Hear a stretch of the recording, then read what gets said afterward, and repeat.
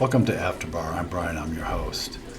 Afterbar is a little different than random conversations at the bar. In this segment, what we do is we take a little bit of a deep dive into some of the conversations that we had on random conversations, but also we're going to explore some things, some topics that I'd like to talk about, a little bit more philosophical, kind of an introspective view. Now, one of the things that we did talk about in the pilot episode was the translucent shorts. Now, while that is a funny story, there's also something to take away from that. Like I said, there's 4 different perspectives that are involved in a situation like that. First of all, there's my perspective, which is my individual perspective, how I see things. Now, of course, I didn't know at the time when white material became wet that it was translucent, that it was see-through.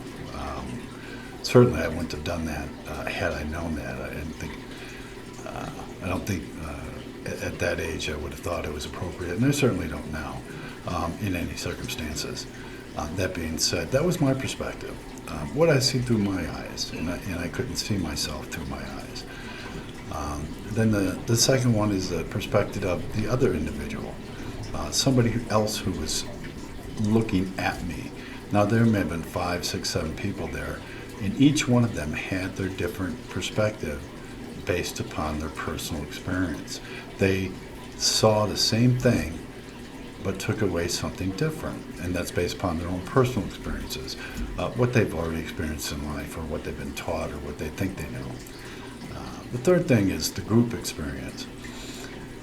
What the group sees, the group's going to see everything that is static. You're going to see the pool, they're going to see a lot of different things. Now, certainly, like I said, with the individual, they're going to see it a little bit differently, but they see that situation as a whole, as one.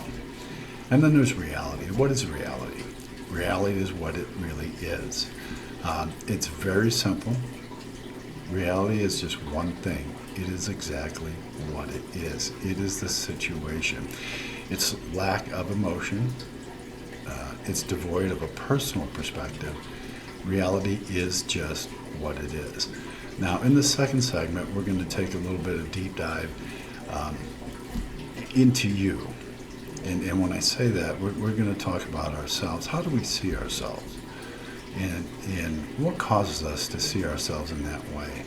And what type of facade are we putting on for other people to see who we think that they think they should be seeing?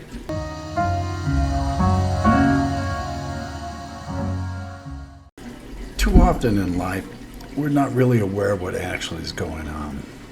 We create this delusion of who we are and what we think other people see us as. The problem with that is that we don't know what other people are seeing. So we've made this facade, we put up this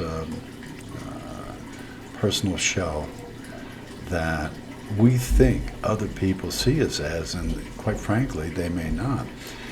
And the problem with that is that if you put up this facade, if you put up this image that of somebody you're not really are, or somebody that you not really are, the people that are around you, do they get to know you for who you really are? So it's important in life that whatever you are, whatever you think you are, that you be that person. All too often, I've seen that people have put on this facade, this image that they want other people to think, and they find that they've surrounded themselves with people who have fallen in love with an image that isn't even real, or a personality that isn't real, or a persona that isn't real. And then when that real person comes out, these aren't the kind of people that would normally be around somebody like that. So you have to be careful what you do. It's really important to be you, no matter who that is. And you shouldn't be ashamed, and you shouldn't be afraid to be who you are. Put yourself out there. Don't be afraid to take a challenge. Don't be afraid to reinvent yourself if you've already put yourself in that position. I suppose it's kind of like in the previous segment we were talking about the translucent shorts. Everybody could see through those except for me. I mean, I wasn't looking down at it. I already knew it had.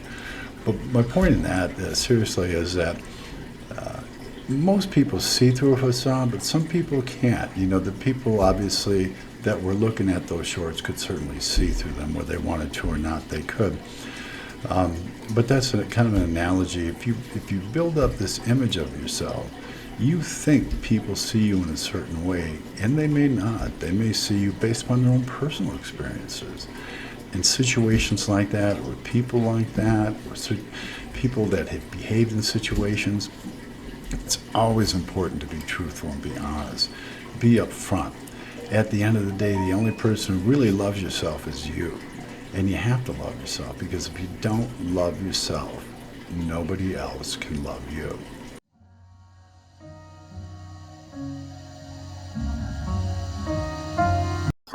In my book, Brandon, in my book,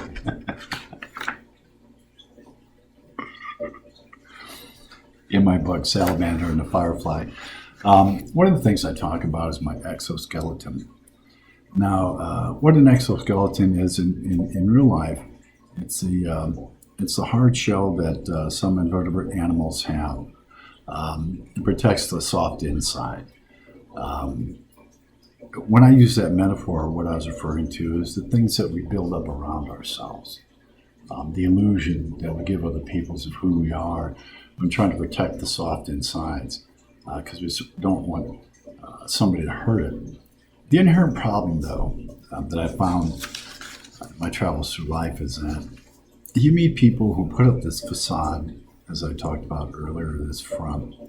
And then what happens is when you get to see the real person that's inside there, you find out it's somebody completely different than what you thought it was. And really what this conversation has been about after bar is that you need to be who you are. And everybody out there knows who they are. You really do. No, I'm not saying that you're not going to experiment with things. Or you're going to, 5 years from now, you're going to try something. You say, man, I love this a lot more than I used to love this.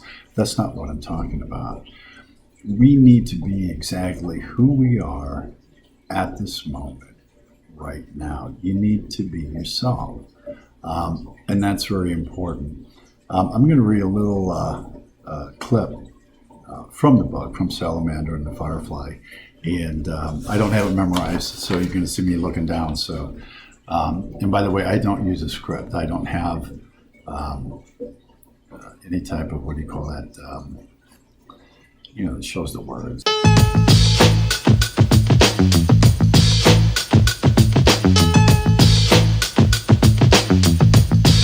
Army with harmony. Whatever it is, I don't know. I'm not that professional. I'm just a guy that goes to bars from time to time. Anyhow, here we go. Self can be perceived from the external also, as a personality interpreted by others as represented by the individual. Additionally, self can be complete personality that conjoins all of the separate characteristics of an individual into one. So, what I'm saying there is that we all have different characteristics of ourselves. But all those things, like the ingredient to a recipe or whatever you want to refer to, brings it all into one. And when you bring all those separate things into one, it makes that one person. It makes you who you are. The true acceptance, which is different than understanding of self, comes only from within. One is what they are, only if they accept who and what they are.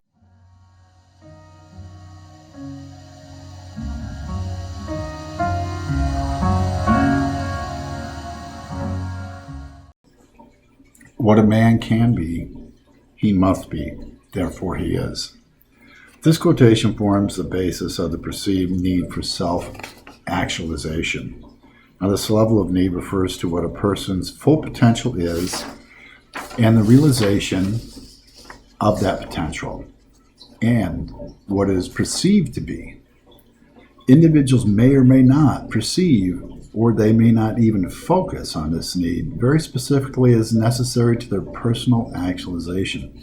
And what I mean there is that people may not really be focusing on who they really are, self-actualization. They may perceive a lot of things. They may perceive one of those little characteristics, and they may think that little characteristic makes up the whole of them, and it doesn't. You have little different characteristics that, when they come together, they make up the whole. And that's self-actualization. You can identify as one thing, but you're many things. But you're still one thing. You're who you are. And they may be driven by a personal societal definitions of what their potential should be, never realizing what the actual potential of their self may be as it stands alone. Exactly what I just said. This isn't a political show, and I'm not going to get into the drumbeat on this or that or the other thing. Most importantly, all of that aside, like I said when I started this, you know who you are, you know what you want to do. Just go do it. Be you. Be you. But be yourself while you're doing it. Don't be somebody else. Okay, how do we measure our potential? I don't believe that it's measured purely on intelligence. Listen, I've met a lot of very intelligent people who were not smart at all. And that's really smart people who weren't very intelligent. And there's a big difference in that. I'm not going to cover that right now, but think about that for a little. You've met some smart people that you're like, man, that motherfucker is dumb as a box of goddamn rocks. But anyhow, I don't believe that is measured purely on intelligence. It is more in line with the ability to interpret inner and exterior situations and affect a change. What standard do we use to determine if we have achieved our potential? Are you happy? Do you feel comfortable where you're at? Do you long for something that you don't have? If you long for something you don't have, again, I'm not saying you may want a different kind of car or something like that, but if you don't feel your life is right where it should be, then you can affect a change if you want.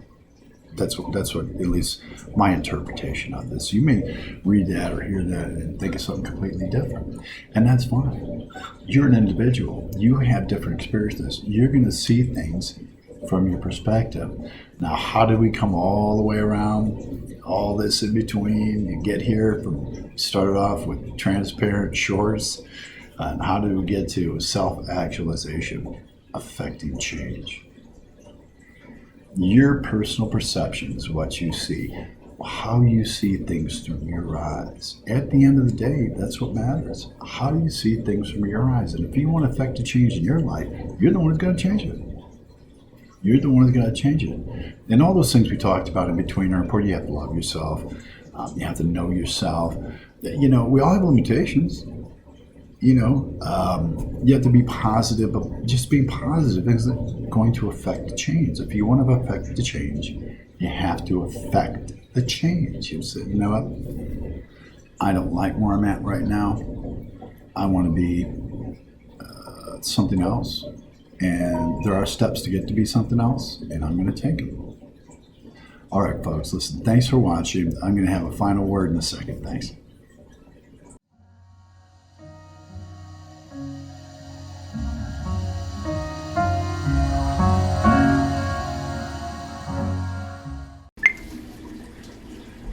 Thank you for watching the pilot episode of After Bar. I can certainly tell you that all these random conversations I've had at the bar, clubs, taverns over the years have really led to some interesting conversations, meeting some interesting people, and having a wonderful time. The beautiful thing that I found is sharing things with people, finding out about their lives, finding out about them, listening to them. Everybody has a story out there. We all have a story. I hope that in future episodes I become a little bit more relaxed. And this is a pilot episode, so we're just kind of figuring this out. We look forward to having you watch again. And please send us an email and let us know what you think. That's Brian at BurningDesireProductions.com. Thank you, and have a good night.